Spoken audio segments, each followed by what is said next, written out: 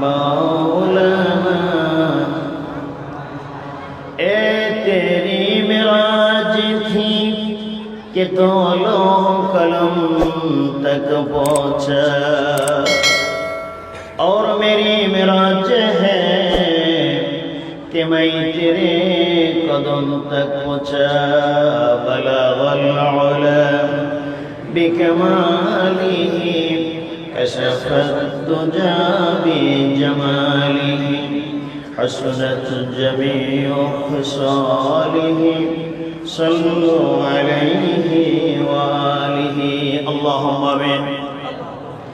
रब्बना ज़लमना अनफुसना व इन लम तग़फिर लना व तरहमना लनकूनन्ना मिनल खासिरीन। रब्बुल आलामीन গাজীপুর জেলায় 13 নম্বর ওয়ার্ড বাসন মেট্রো থানা কর্তৃক আয়োজিত শহীদ তানবীর বাইতুল সালেহিন জামে মসজিদ উপলক্ষে এত সুন্দর জান্নাতের পার্লামেন্টে বকবর আশা নিয়ে তোমার রহমতের দরজায় ভিক্ষুকের ন্যায় বিনীতভাবে মোনাজাতে হাত তুলেছি। মেহেরবানি করে আমাদের জীবনের গুনাহগুলো মাফ করে দাও। तमाम পৃথিবীর মাটির নিচে যত মুমিন মুমিনাত মুসলিম মুসলিমাত যারা শহীদ রয়েছেন এদের কবর আযাব থাকলে মাফ করে দাও। কবরগুলিকে জান্নাতুল ফেরদাউসের বাগান বানায় দাও। রব্বুল আলামিন এই মাহফিলের যারা আয়োজন করেছেন শোনার জন্য যারা এসেছেন কিয়ামতের ময়দানে মুসিবতে পড়ে গেলে এ মাহফিল আমাদের সকলের জন্য নাজাতের ফয়সালা করে দিও আল্লাহ। ইয়া রব করম তগর করে ও বাদে जुबा को जो दिल पर असर करे।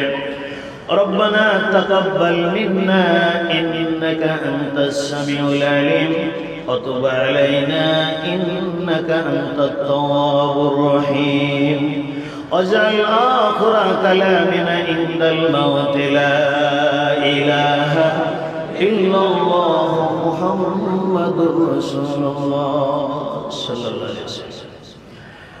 محترم উপস্থিত আজকের মাহফিলের সুযোগ্য সুদক্ষ মাননীয় সভাপতি সাহেব, প্রধান অতিথি, বিশেষ অতিথিবৃন্দ, হযরত উলামায়ে কেরাম, ইসলাম আশিকিন জাকিরিন শাকিরিন ভাই ও বোনেরা, 2022 সালের 18 নভেম্বর পবিত্র জুমাবার এত সুন্দর জান্নাতের বাগানে যে আল্লাহ পাক আপনাকে আমাকে আসার জন্য বসার জন্য তৌফিক দান করেছেন, এতে সকলেই বেজার।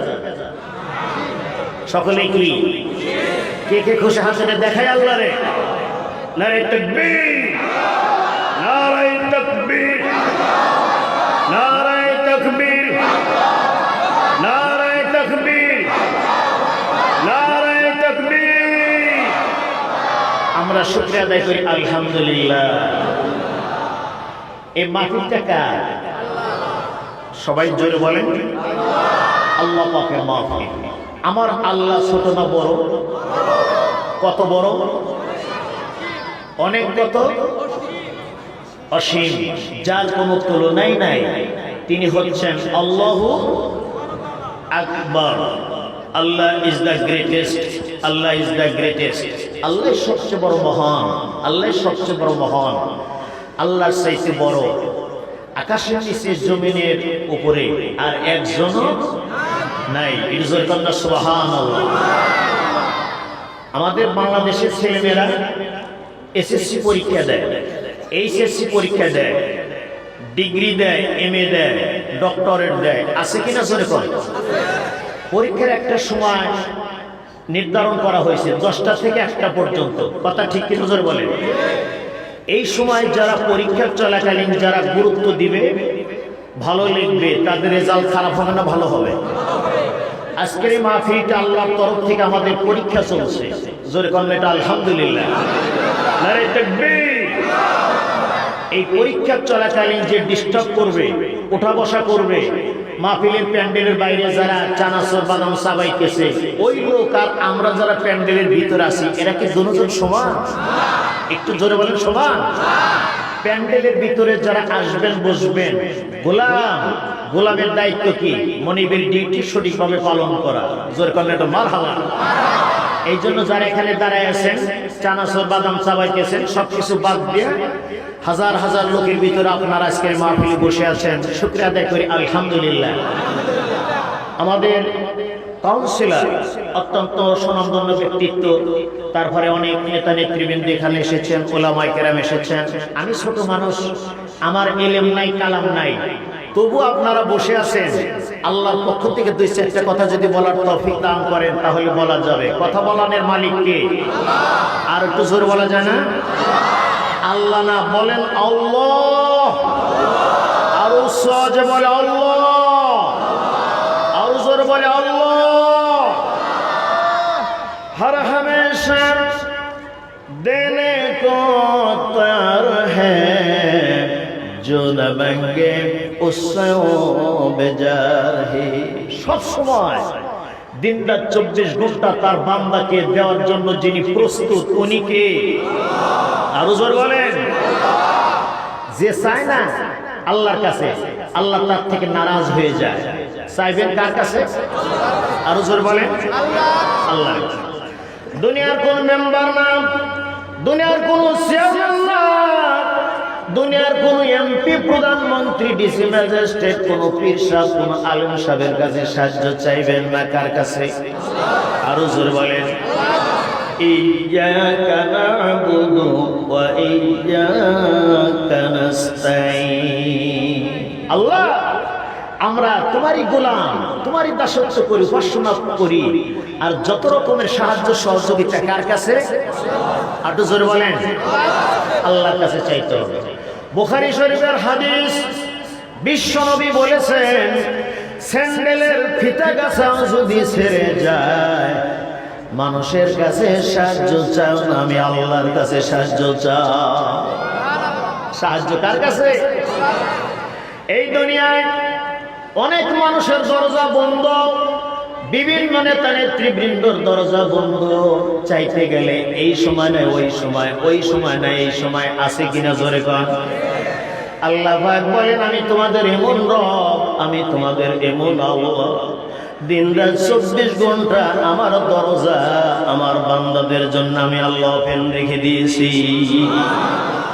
আমাকে এক নম্বর যিনি আপন, সবচেয়ে যিনি বড় আপন, তিনি হলেন আল্লাহ। এটা জোরে বলবেন না সুবহানাল্লাহ। আমাদের আপন কে? আল্লাহু ওয়ালিয়ুল্লাযীনা আমানু ইখরিজুহুম মিনাজ-জুলুমাতি ইলান-নূর। জোরে বলুন সুবহানাল্লাহ। আল্লাহ পাক বলেন, तमाम পৃথিবীতে যত ইমানদার বান্দারা রয়েছে, সমস্ত ইমানদার বান্দারা হলেন আমি আল্লাহর বন্ধু। আমরা কার বন্ধু? আমরা কার বন্ধু? আল্লাহর যেহেতু বন্ধু হতে পেরেছি, আল্লাহ তার বন্ধুকে জাহান্নামে দিবেন, এটা কি করে সম্ভব? এটা সম্ভব? আল্লাহ বলেন, আমি আল্লাহ আমার বান্দাদেরকে খারিজ করে আনবো, বের করে আনবো, মিনাজ-জুলুমাতি ইলান-নূর। মুফাসসিরিনে কেরাম জুলুমাত বলতে এই জায়গায় জাহান্নাম বোঝালেন, নূর দ্বারা এখানে জান্নাত বোঝালেন। অর্থাৎ আল্লাহ বলেন, আমার যখন বান্দারা ঈমানদার তোমরা যখন হয়েছো, আমি আল্লাহর দায়িত্ব জাহান্নামের পথ থেকে টেনে টেনে আমি রব্বুল আলামিন তোমাদেরকে জান্নাতে পৌঁছে দিব। তাহলে এক নম্বর যিনি বন্ধু তিনি হলেন স্বয়ং আল্লাহ। এই আল্লাহকে কি ভোলা যায়? একটু জোরে বলে। পৃথিবীতে এখন কতশো কোটি মানুষ? 800 কোটি। কিছুদিন আগে পেপারে লিখছে 800 কোটি মানুষ পৃথিবীতে। এমন এমন কথা আছে যেই কথা মার কাছে বলা যায় না, এমন এমন কথা আছে যেই কথা বাবার কাছে বলা যায় না, এমন এমন কথা আছে যেই কথা বন্ধু বান্ধবের কাছে বলা যায় না। পৃথিবীর 800 কোটি কোন মানুষের কাছে সেই কথা বলা যায় না, কিন্তু একজনের কাছে দিন রাত 24 ঘন্টা সব সময় যার কাছে মনের কথা খুলে খুলে সব কথা বলা যায়, উনি কে? আরো জোরে বলেন। আমার আল্লাহ বলেন এই জন্য আমি আল্লাহ তোমাদের বন্ধু। এই বন্ধু হতে পেরেছি, আমাদের জান্নাত থেকে আল্লাহ জান্নাতে দিয়ে দিবেন। জোরে বলেন সুবহানাল্লাহ। 2 নম্বর বন্ধু হলো বিশ্বনবী জনাবে মুহাম্মদুর রাসূলুল্লাহ সাল্লাল্লাহু আলাইহি সাল্লাম হলেন 2 নম্বর বন্ধু। কেমনে 2 নম্বর বন্ধু? আল্লাহর নবী সাহাবীদের সামনে ওয়াজ করতেছিলেন। সাহাবীরা, মাতা আল্লাহ আহবাবি, আমি রাসূল আমার সে আখিরি জামানার বন্ধুদের সঙ্গে কখন আমি রাসূলুল্লাহ মোলাকাত করব? বিশ্বনবী বলতেছে, মাতা আল্লাহ আহবাবি, আমি রাসূল কেমনে আমার সে আখিরি জামানার বন্ধুদের সঙ্গে মোলাকাত করব? সাহাবায়ে কেরাম বললেন, আলাসনা হাবাবাকা ইয়া রাসূলুল্লাহ, আল্লাহর নবী আমরা কি আপনার বন্ধু না? নবী বললেন, ওয়া আনতুম আসহাবি, তোমরা হলে আমার সাহাবী। আহবাবি কাউমুন লাম ইয়ারাউনি ওয়া আমানু বি, সাহাবীরা আমি নবীর ইন্তেকালের পর যেই সমস্ত আখিরি জামানার উম্মত যারা আমি নবীকে যারা দেখলেন না, আমাকে যারা চিনলেন না, না দেখে ওই সমস্ত আখিরি জামানার উম্মত আমি রাসূলুল্লাহর উপরে ঈমান এনে যারা আমার জন্য ব্যাকুল করা হয়ে কান্নাকাটি করবে, সাহাবীরা রে, ওই সমস্ত আখিরি জামানার উম্মতেরা হলেন আমি রাসূলুল্লাহর বন্ধু। আপনাদের কাছে প্রশ্ন, বিশ্বনবীর বন্ধু যখন আমরা হইলাম, বিশ্বনবীর বন্ধু জাহান্নামে যাবে না জান্নাতে যাবে? এই জন্য আল্লাহর নবীর যারা বন্ধু হলেন হাসর ময়দানে আল মারউ মা মান আহাব্বা, যাকে যে বেশি ভালোবাসবে মহব্বত করবে ওই লোকের সঙ্গে জান্নাত তার নসিব হয়ে যাবে। নবী বলেন, মান তাশাব্বাহা বিকওমিন ফাহুয়া মিনহুম, যার সঙ্গে যার মহব্বত তার সঙ্গে তার হাসর। তাহলে রাসূলকে ভালোবাসার কারণে আপনার ঠিকানা আল্লাহর জান্নাত। জোরে বলেন সুবহানাল্লাহ। 3 নম্বর বন্ধু হলেন আল্লাহর ওলিরা। জোরে বলেন মারহাবা। মাওলানা নুরুল ইসলাম ওলিপুরি, ওনার এত বড় বলিয়াম কয়েক খণ্ডর ভিতর আমি দেখলাম কয়েকটা হাদিস শরীফ এরকম, হাসরের মাঠ যেদিন শুরু হবে গুনাহগার ব্যক্তিরা রাস্তার 2 পাশে দাঁড়ায় দাঁড়ায় কাঁদতে থাকবে। আল্লাহর নবীগণ, সাহাবায়ে কেরাম, তাবেগণ, তাবেগণ, আল্লাহর ওলিরা ভিআইপি রোড, লাল কার্পেট বিছানো এই রোড দিয়ে যখন আল্লাহর নবীগণ, সাহাবায়ে কেরাম যখন জান্নাতে যাইতে থাকবে, আল্লাহর ওলিরা যখন জান্নাতে যাইতে থাকবে, ওই গুনাহগার ব্যক্তিরা তখন ওই সমস্ত ওলিদেরকে, যাদেরকে আপনার মহব্বত করেছিলেন, যাদেরকে ভালোবেসেছিলেন রাসূলকে পাওয়ার জন্য, আল্লাহকে পাওয়ার জন্য, হঠাৎ করে আপনার মুর্শিদ কেবলা, আপনার মহব্বতের আল্লাহর কুতুব আপনার সঙ্গে হাসর ময়দানে দেখা হয়ে যাবে। হঠাৎ করে ওই মুরিদ, ওই মহব্বতের লোক বলবে, আল্লাহ আমি মানিকগঞ্জ গেছিলাম, চরমোনাই গেছিলাম, সরসেনাপুর, জনপুর, মেদিনীপুর, বড় বড় ওলি আল্লাহর কাছে গেছিলাম তোমাকে পাওয়ার জন্য, তোমার রাসূলের কাছে গেছিলাম, অমুক অমুক ওলির দরবারে গেছিলাম, আমার মুর্শিদ কেবলা না আজকে না জান্নাতে যায়, আমি আমি গুনাহগার রাস্তার পাশে না দাঁড়ায় রইলাম।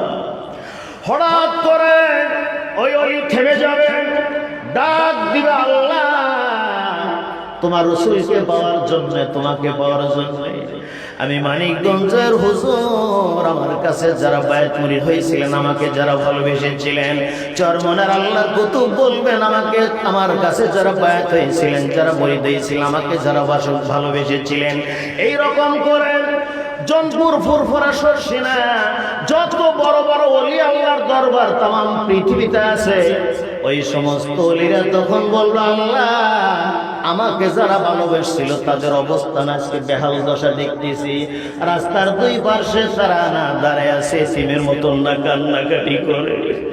আল্লাহর তরফ থেকে ডিক্লিয়ার এসে যাবে, ওলি রে, আমি আল্লাহ পারমিশন দিলাম, তোমার মহব্বতের লোকদেরকে নিয়ে তুমি জান্নাতের মেহমান হয়ে যাও।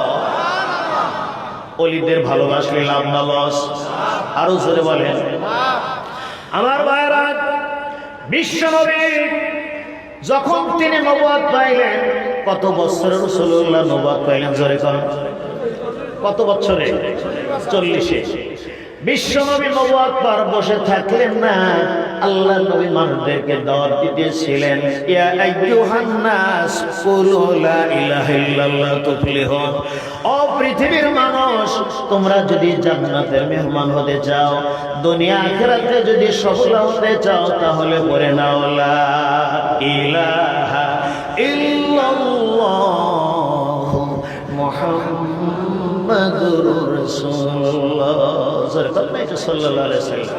হুজুর এই দাওয়াত দিলেন।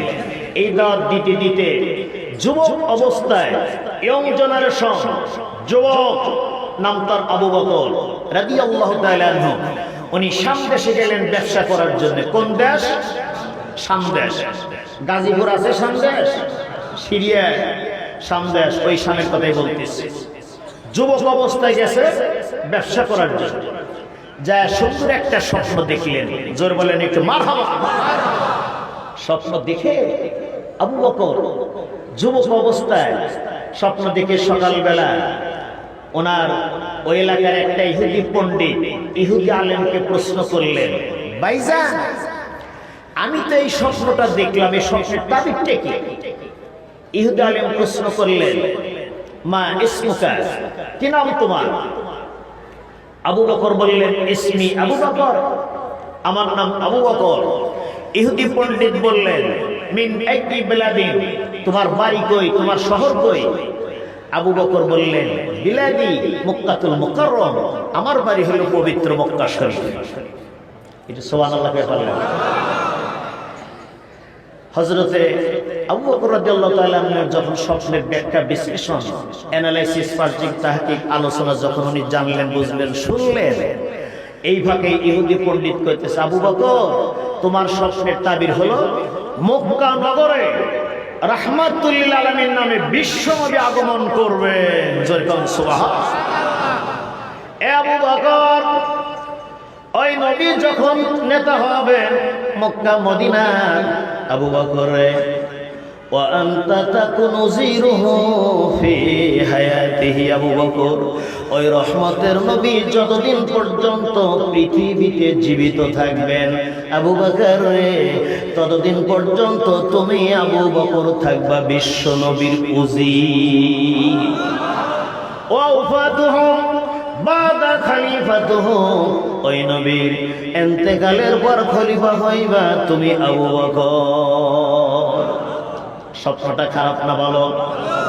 আল্লামা জালালউদ্দিন সুয়ুতী রাহমাতুল্লাহ আলাইহি তার ঘটনা উল্লেখ করেন, হযরত আবু বকরের বয়স যুবক অবস্থায় হতে হতে 37 বছর হয়ে গেল, মতান্তরে 38 বছর। কত? 38 বছর। আমার রাসূলের বয়স তখন 40। এটা জোরে কান্নাটা মারহাবা। 2 বছরের ছোট হলেন আবু বকর, আর 2 বছরের বড় হলেন বিশ্বনবী, বিশ্বনন্দিত নেতা, পৃথিবীর সর্বকালের সর্বযুগের সর্বশ্রেষ্ঠ মহামানব, আল্লাহর পরে যার মর্যাদা, তিনি হলেন জনাবে মুহাম্মদ রাসূলুল্লাহ সাল্লাল্লাহু আলাইহি ওয়াসাল্লাম। হুজুর হলেন 2 বছর বড়। নবীজি নবুয়ত পাওয়ার পর প্রশ্ন করলেন, আবু বকর তুমি কি ইসলাম কবুল করবে? আমি রাসূলের কাছে কি বায়াত মুরিদ হইবা, মুসলমান হইবা? আবু বকর ডাক দিয়ে বলছেন, ইয়া রাসূলুল্লাহ মা দালিলু আলা মা তাদিউ, আল্লাহর নবী আপনি যে নবুয়ত পেয়েছেন, নবুয়তের কোন ডকুমেন্ট, নবুয়তের কোন দলিল আপনার কাছে আসেনি? জোরকান্না সুবহানাল্লাহ। আপনি যে আমার দাওয়াত দিতেছেন মুসলমান হওয়ার জন্য, বায়াত হওয়া লাগবে, মুরিদ হওয়া লাগবে, এই কথা যে আপনি বলতেছেন, আপনার কাছে কি নবুয়তের কোন দলিল আছে? আমার রাসূল যখন মুস্কি মুস্কি হাসতেছিলেন, জোরে কইবেন না একটু?